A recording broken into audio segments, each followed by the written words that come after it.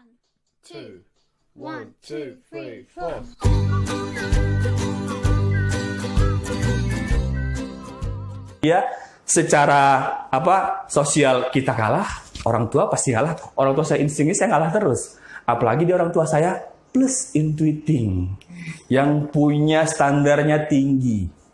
Jadi saat saya ngobrol sama orang tua saya selalu dipatahkan. Dan saya jadi orang yang sami'na wa ata'na sama orang tua. Jadi apapun perkataan orang tua itu jadi jalan saya. Nah, nggak usah ini A, B, A. Misal saya mau jalan-jalan, dulu saya mau jalan-jalan ke luar kota, uang udah dibayar, teman-teman udah nunggu, tas udah di packing, pas mau jalan kata orang tua, nah jangan. Kenapa Bu? Nanti seandainya orang intuiting, imajinasi hebat sekali.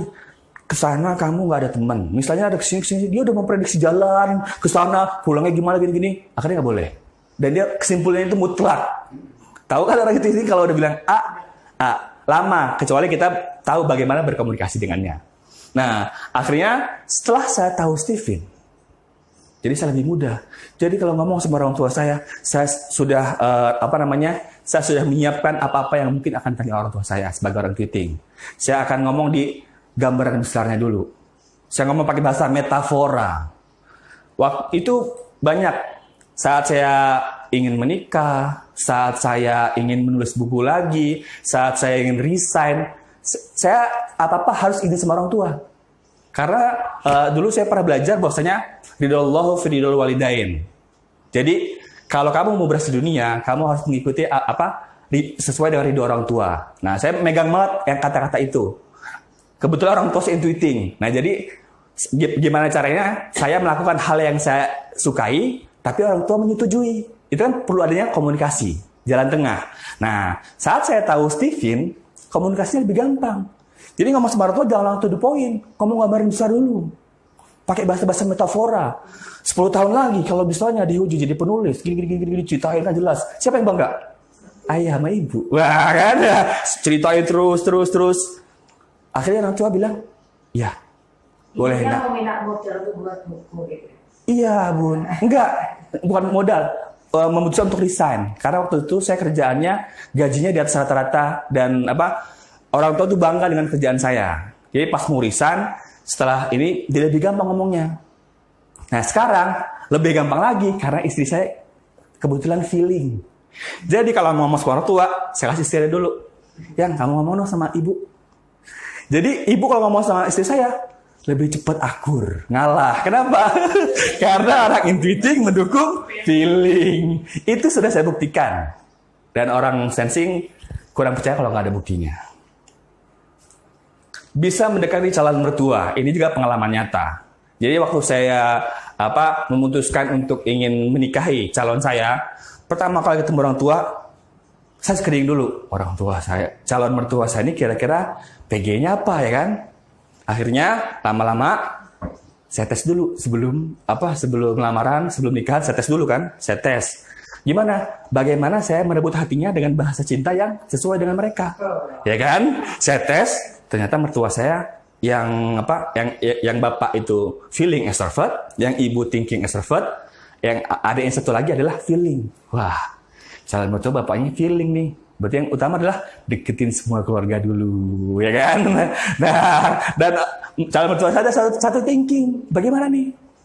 Nah, berarti kalau thinking adalah saya kalau ngomong sama dia harus sesuai fakta, sesuai data, dan saya harus ngasih rekognisi sama apa-apa yang dia kerjakan. Jadi itu memudahkan, bahkan memilih calon pasangan. Dan alhamdulillah sampai sekarang, walaupun belum sempurna, tapi saya terus belajar bagaimana berkomunikasi dengan orang yang kita kenal. Nah, gara-gara Stephen, saya akhirnya pengen bangun sekolah. Karena saya rasa resource saya di sekolah banyak. Orang tua saya penilik sekolah. Ibu saya kepala sekolah, walaupun nggak diizinin sama ayah, akhirnya jadi wakil aja. Pokoknya kamu jadi kepala sekolah, jadi wakil aja terus. Karena jadi kepala sekolah itu pusing nanti kamu. Kenapa? Alasannya ada di video ini.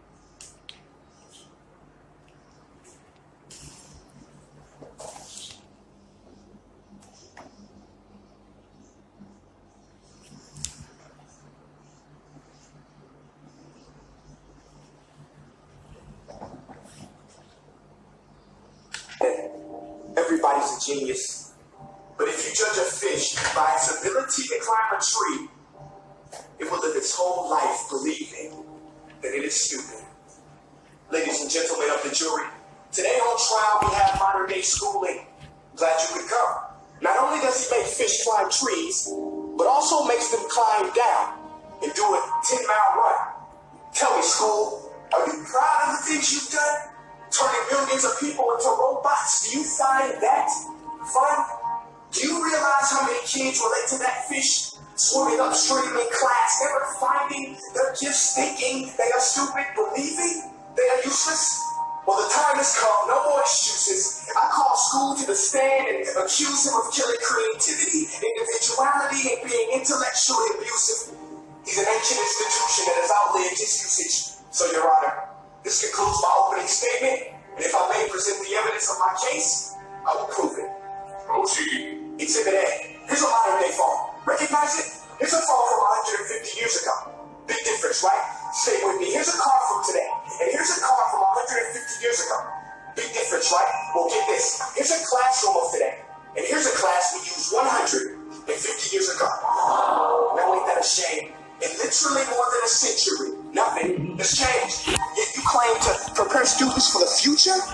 But with evidence like that, I must ask, do you prepare students for the future or the past? I did a background check on you and let the record show that you were made to train people to work in factories, which explains why you put students in straight rows, nice and neat, tell them sit still, raise your hand if you want to speak, give them a short break to eat, and for 8 hours a day, tell them what to think. Oh, and make them compete to get an A.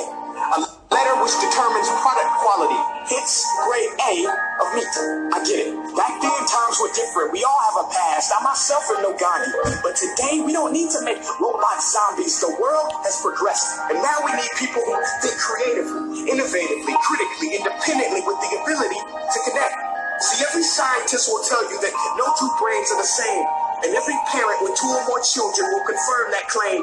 So please explain why you treat students like cookie cutter frames or snapback hats, giving them this one size fits.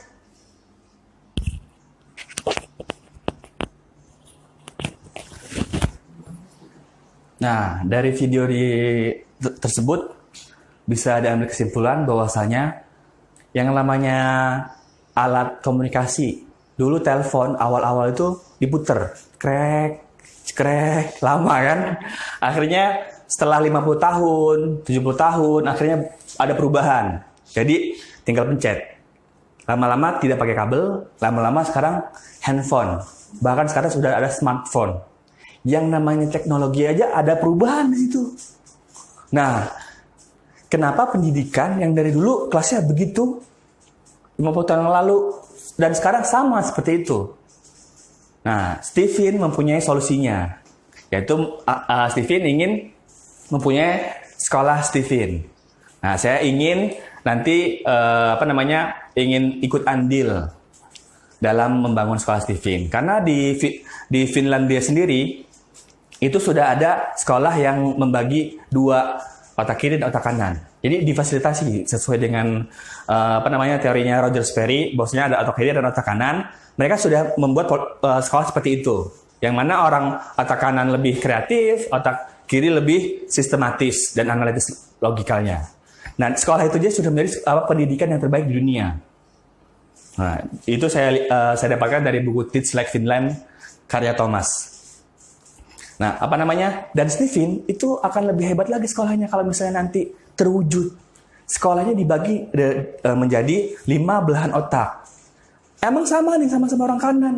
Satu intuiting yang kreatif, tapi nggak terlalu membawa perasaan. Sedangkan orang feeling yang lebih mengedepankan perasaan, orientasinya kepada manusia, people oriented. Sedangkan kalau orang intuiting orientasi dengan karya, dengan kata-kata, itu kan berbeda pastinya. Cara pengajarannya, cara pembelajarannya, dan orang intuiting yang tidak terlalu memikirkan moodnya, tapi hasratnya harus dibangun. Sedangkan orang feeling yang harus dibangun adalah moodnya. Gimana caranya moodnya biar baik terus. Begitupun orang otak kiri, neokortex kiri itu orang thinking, yang lebih analitis, lebih suka mikir daripada bergerak.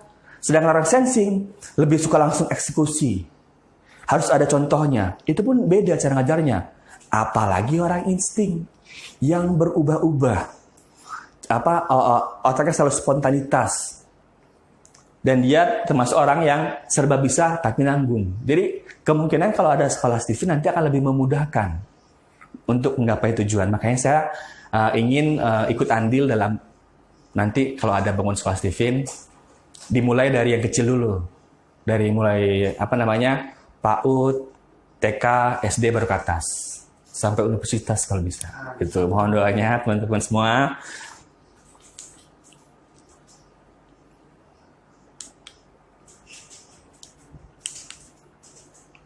Nah, ini salah satu, ini juga gara-gara Stephen. Ada testimoni Stephen dari teman yang sensing introvert. Seorang sensing itu biasanya membutuhkan panggung, biar dia makin terkenal. Biasanya dia butuh namanya personal branding.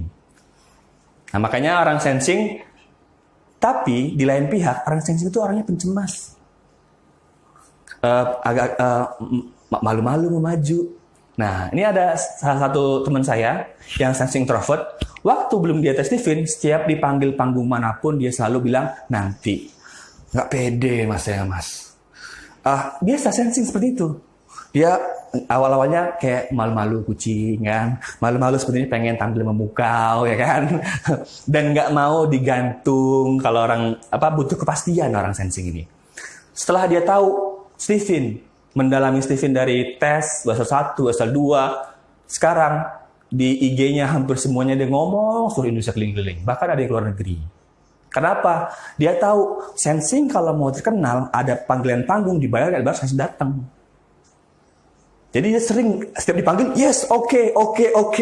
Jadi dia mengutamakan ngomong di panggung. Dan sekarang sensing, kalau pengalamannya semakin bagus, ngomongnya makin lancar.